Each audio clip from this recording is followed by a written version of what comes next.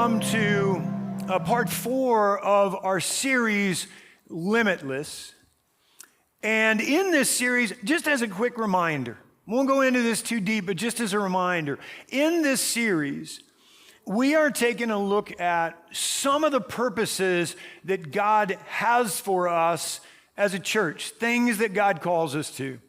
If we pay attention to these, if we live these out, then we know we will be the church that God wants us to be. So having talked so far about things like worship, having talked so far about things like transformation, being a place where true deep spiritual transformation can take place, kind of creating that culture. Having talked about those things over the past few weeks, and if you had to miss either of those messages, I encourage you also, go online. You can listen in to where we've been, one or both, so I encourage you to do that. But having talked about those things over the past few weeks, today we come to yet another purpose that God has for us as a church, and that is this: helping people experience authentic, healthy, biblical community. Another purpose God has for us and for every church, that we might create a culture as well that allows people to be drawn into healthy, authentic, biblical community. I love you, Grandpa Harding. They're not as good as the others. I know you're getting a lot that clearly is not very important today. You're so sweet. Thank you for laughing.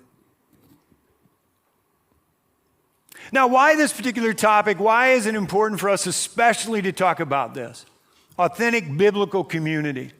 You can come forward if you want to, Dale. If you're going out, you got it?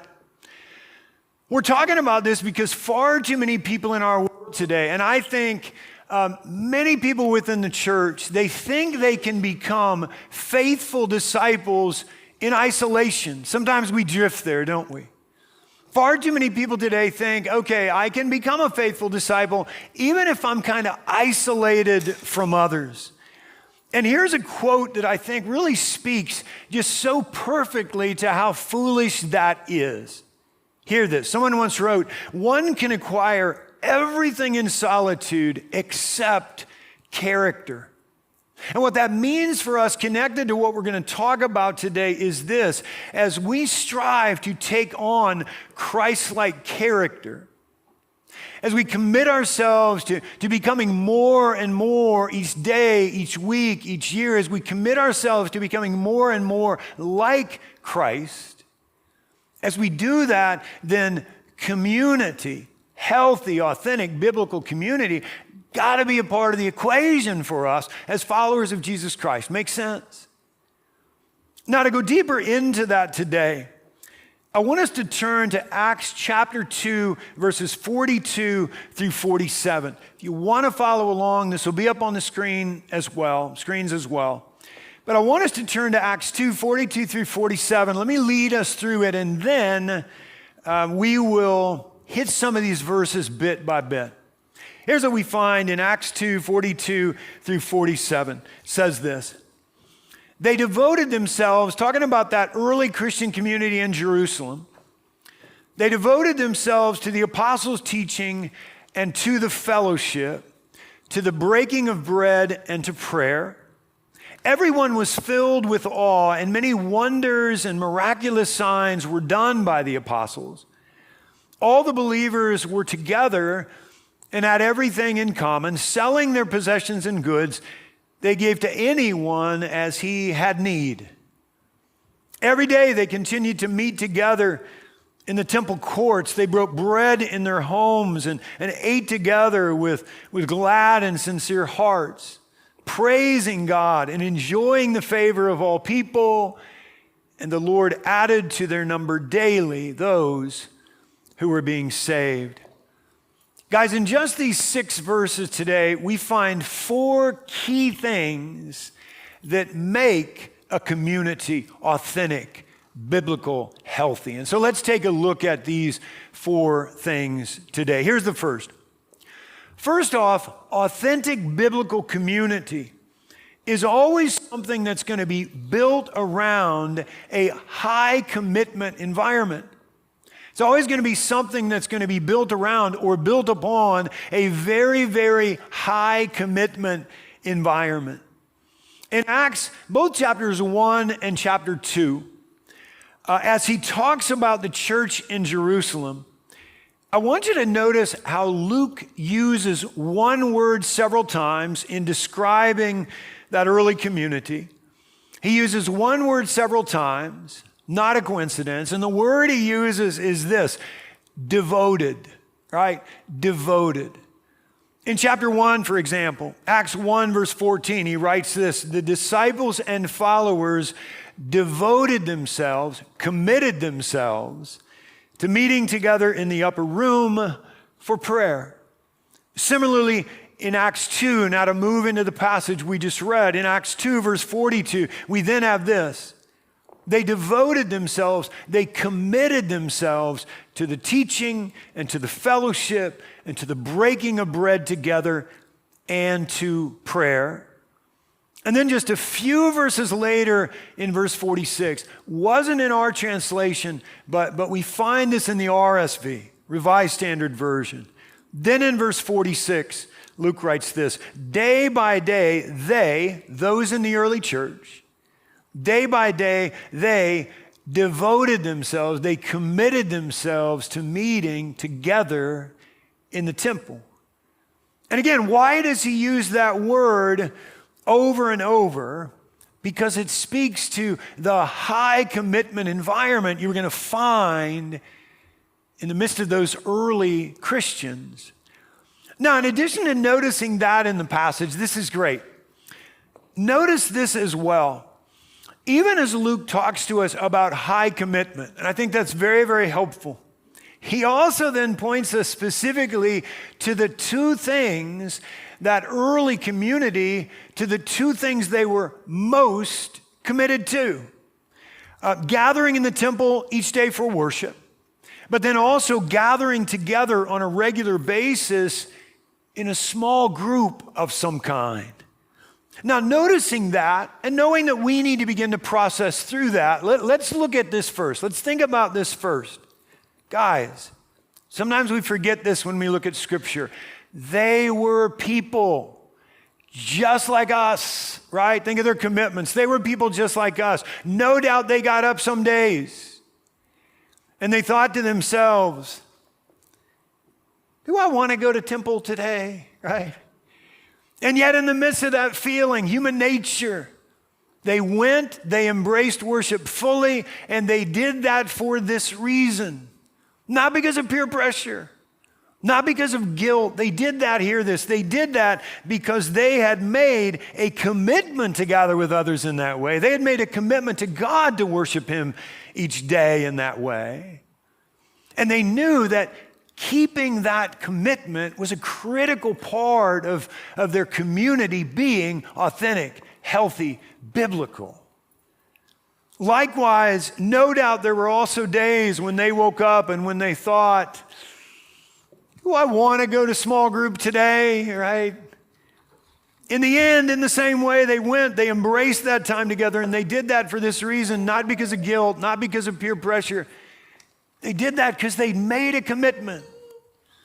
And they knew that keeping that commitment was a significant part of walking together in authentic biblical community. Therefore, the question for us as we gaze upon that part of their journey, the question for us is, are those things we also are fully committed to? A missionary in Africa was once asked if he really liked what he was doing. His response to some was shocking. Do I like this work? He said, no. My wife and I do not like dirt. We do not like crawling into huts through goat refuse. But as a man to do nothing for Christ he does not like, God pity him if not. And then here's what I want to draw you to most. Liking or disliking has nothing to do with it. We have orders to go, and we go. Now, let me be clear. I am not comparing our gathering for worship or in small groups. I'm not comparing any of that to the first part of his response. You with me? Instead, I want to lead you to the second part, because that's what we need to look at today. What does he say here, just wrapping all of that up? He says, we have orders to go, and we go. And the reason I share that with you today is this. We have orders as well as a church, don't we? Orders specifically in part to create a high commitment environment here. And that's the first question you need to ask yourself. First question I need to ask myself, connected to the question we're asking ourselves as a church. Are we creating a high commitment environment?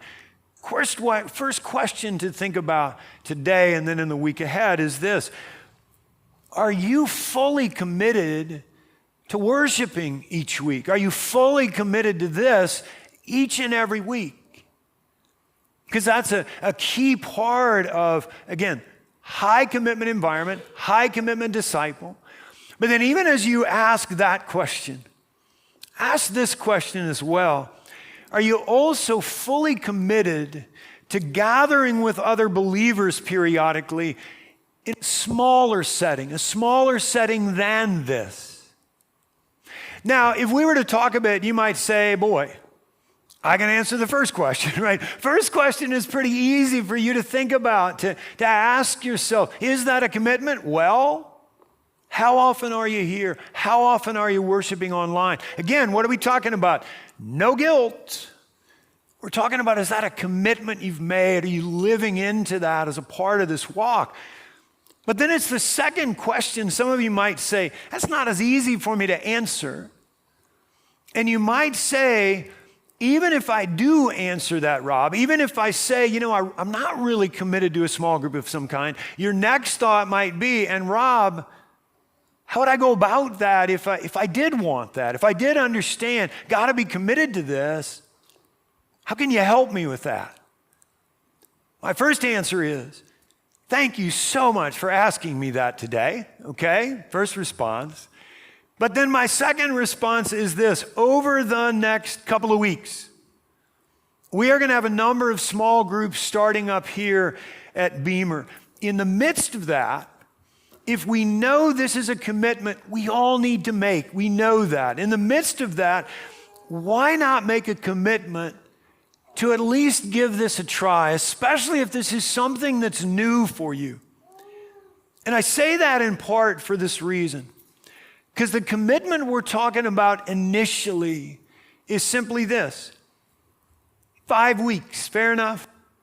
Meaning as you think about this non-negotiable commitment that we are to make as Christians, as you think about that, simply ask yourself, am I willing to at least give 5 weeks to this commitment that I know I need to make?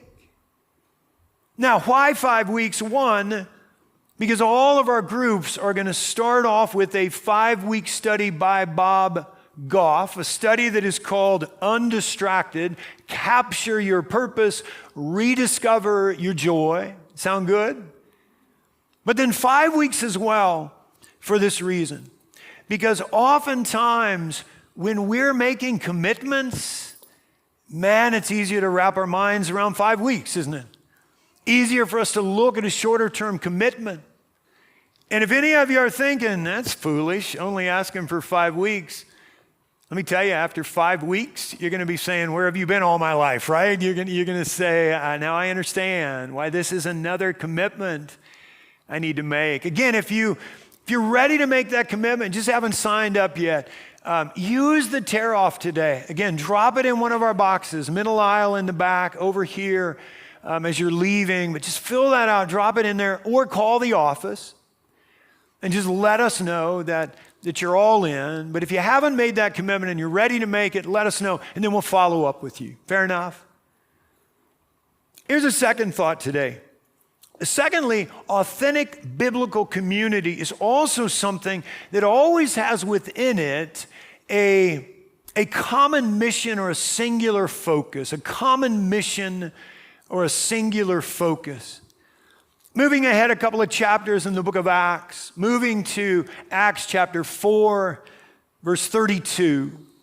Here's what Luke tells us there. It says this: all the believers were one in heart and mind. All the believers were one in heart and mind. Now, as we read that, we know that doesn't mean that they all had the same opinion on a variety of things. Again, human nature, that's not what it means. It means that they were completely unified. They were always thinking exactly alike when it came to what? When it came to, again, their common mission. Now, what is our common mission here at Beamer? It's this: to make disciples of Jesus Christ for the transformation of the world. To make disciples of Jesus Christ for the transformation of the world. And what a difference that central focus can make for us in terms of being unified, in terms of being a strong community. What a difference that can make for us if we're simply willing to ask this question on a regular basis. Okay, how is this going to help us? What I'm about to say, what I'm about to do, how is this going to help us to live out our mission? Right? How is this going to help us more specifically to make disciples of Jesus Christ for the transformation of the world? Let's get more specific. See if you'd agree with this.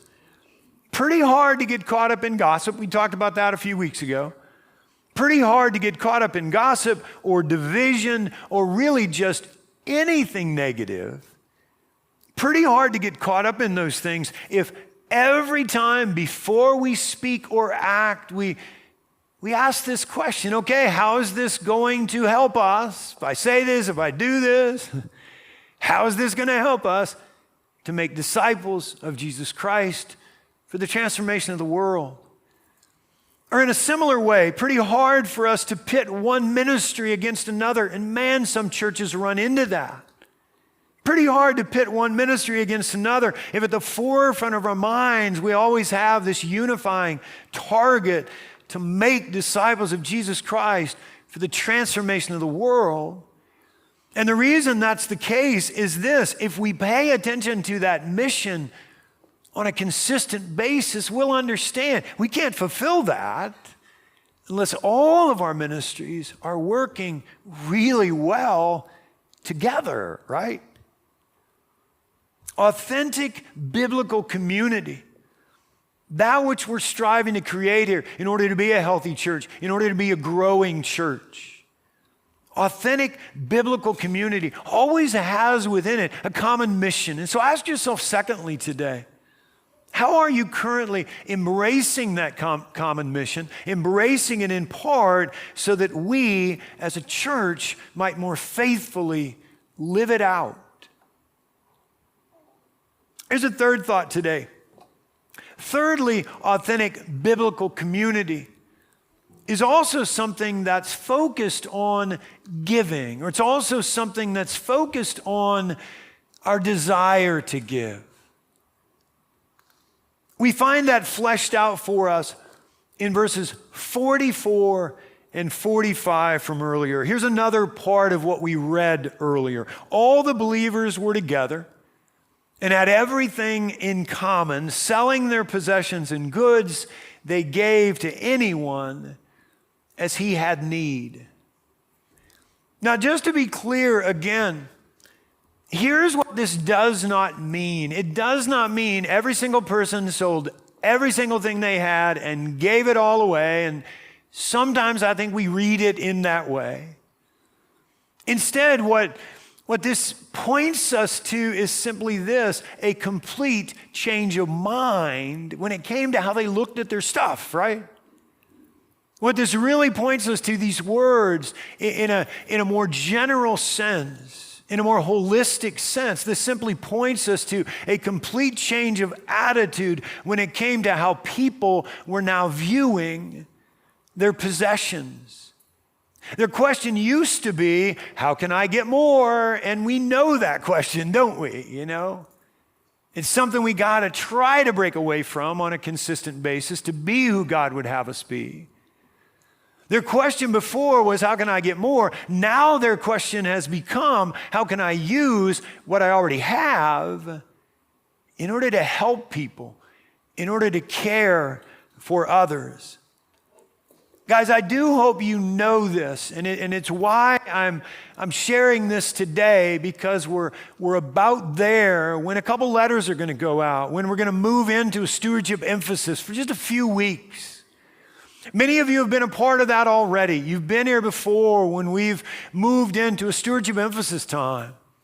We've asked people, we've asked believers, we've asked those committed to biblical stewardship to offer up a commitment, to say, here's what I feel God is calling me to in the year ahead. Again, no peer pressure, no guilt, but just a sense of, okay, commitment I make to you, God, what's that going to look like this year? It helps us so much when it comes to putting together the budget we feel God is calling us to.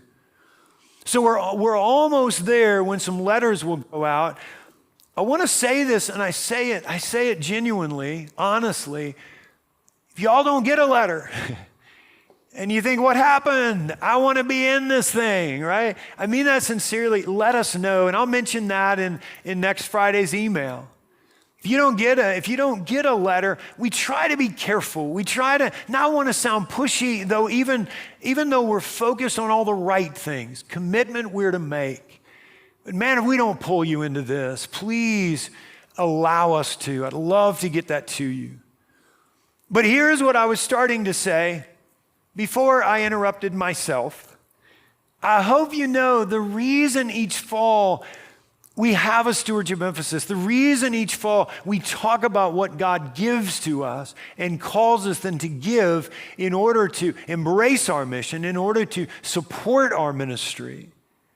Hope you always understand the reason we do this comes back to this example we find in the early church, because this example reminds us of this.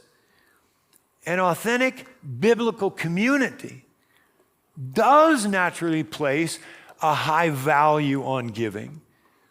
And thus, as we try to create that kind of thing here, as we try to create that kind of community here, of course, this has got to be a part of the conversation, right? And then here's a final thought today. Lastly, authentic biblical community is also something, and really hear this today, such a critical part of this. Lastly, authentic biblical community is also something that's not only concerned about those on the inside, so to speak. Instead, authentic biblical community is especially concerned about, equally concerned about, those who exist beyond the community. And let me say more about that. Here's what we find a lot of in our country today. Doesn't it make you nervous when I start with that in the midst of things? Hey, relax.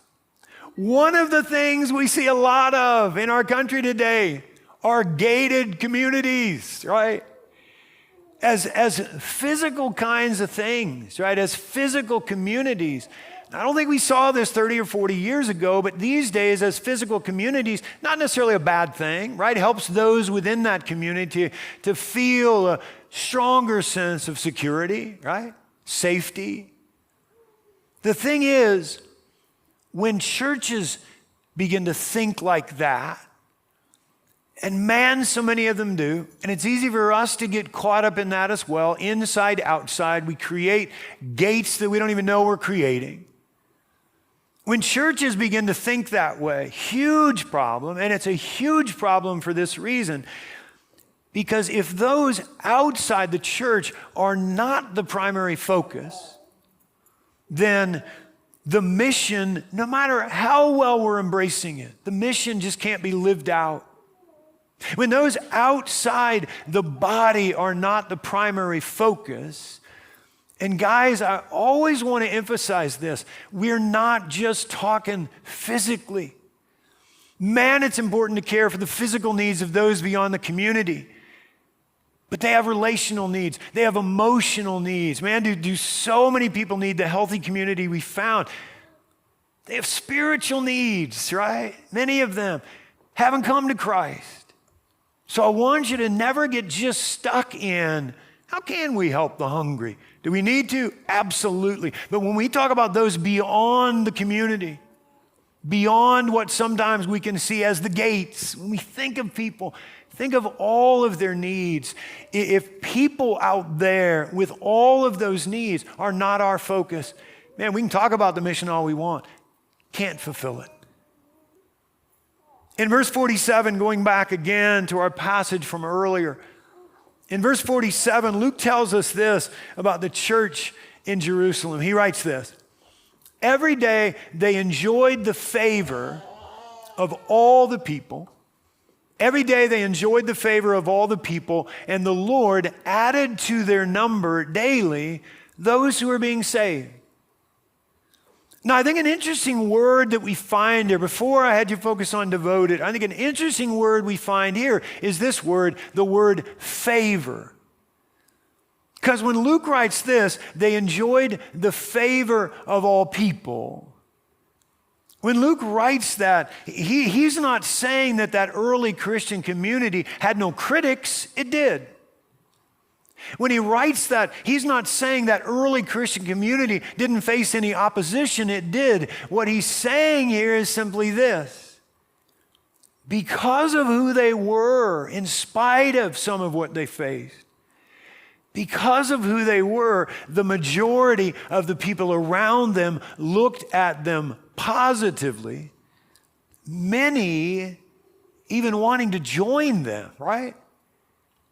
And that's a final question that brings to us is this: do we enjoy the favor of the people around us in Winter Haven and Auburndale and Dundee and Haines City and Bartow and Lake Alfred and Lakeland and Lake Wales? I mean, the reach where y'all are from, right? And if I think about online, I'm sorry I can't rattle off Ohio, Nebraska, Georgia, I mean, right? Do we enjoy the favor of people as well? Because if we do, what are we going to find? We're going to find many of them wanting to join us as well. Bottom line, if we're striving each day, you and me, if we're striving to take on Christ-like character, then community, authentic biblical community, got to be a part of our lives, got to be a part of the spiritual equation for us, so to speak. And so one final time in this moment, I want you to ask yourself, and I hope you know why I said in this moment, because I want you to keep at it throughout the week. I know I've got them all up here. There are at least 10 of them here. If you normally haven't used reflection notes, grab them. Some of you I know have already printed them out. But I want you to keep thinking about this over the next week. But in this moment, ask yourself one final time: are you personally engaging authentic community in your life right now? Engaging it in part through your commitments, a firm commitment to worship each week, but also a firm commitment to gather with others in a smaller group of some kind. So first, are you all in when it comes to engaging authentic biblical community? But then I want you to ask yourself this as well: are you also, because of your commitment to the mission, are you also doing everything you can in order to help us, create that kind of community for others?